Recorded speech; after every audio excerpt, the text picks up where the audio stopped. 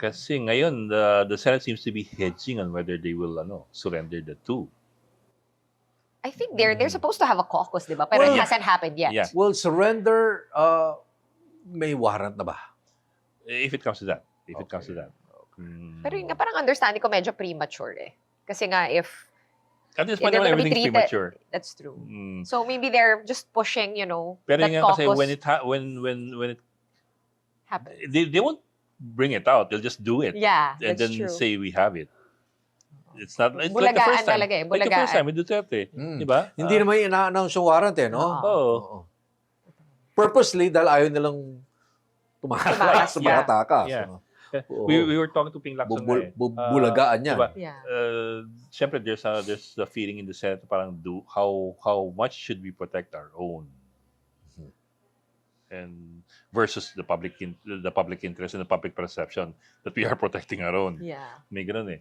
Now, the Constitution is specific Have, about that. have they confronted that issue? Have they talked about it? Or They're going to talk this about is just it. Ping Lacson They're thinking going to out talk loud? about it, and si Ping was quoting Tito Soto as saying na ang preference ni Tito Soto interpretation is the same one as yung kay Joby Salonga Which is? nung panahon ng arrest ni Enrile. Oh, at ano yon? Yung panahon ni Enrile when he was supposed to be arrested for rebellion complex murder Oo. after the 1989 coup attempt. Okay. Ang preference ni Joby Salonga then was let us you cannot Finish make him. arrests. You cannot make arrests while the Senate is in session, but after the session then you can. Okay. And the definition of session, he also included Doon that. Basta hindi talok. bang. Hindi Well, ang medyo magulo ngayon kasi is how you define session. Kaya nga.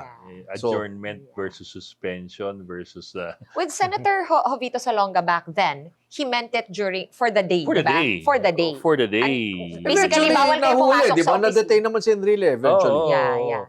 Oh. Pero kasi nandun na raw sa, and then sabi niya, hindi kayo pwede pumasok dito and respetuhin yung institusyon, huwag kayo mag-aaresto dito sa loob. Pero siguro nung uwian na, doon na siya pwede. So yung definition nun is For the day. For the day. Oh. Kasi si Right. Ping kanina, when you were talking about it, ang parang definition niya, at least ni Ping, ng session is, pag natapos yung regular session, which is June.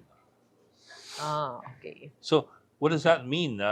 Kung merong arrest warrant, June pa siya ma-aresto. Ganun ba yun? So, that's a big question mark eh. But the Constitution, Section 6, Article 6, Section 11 says na legislators are immune from arrest while Congress is in session if, that's a big if that the crime allegedly committed is penalized by no more than 6 years in prison. Wait, but does it That's a big include the if. fact na parang if it's an international tribunal, or it's the completely Constitution vague? never went that far. Sobrang naman. Actually, si Bato ba, Senator Bato, no work, no pay na? Hindi. No, his office is operating, so they said as long as it's Diba? operating. That's what they were saying before pa eh, na we don't have any policy on no work, no pay, so the senators still get paid even if they're absent. Same goes with the congressmen.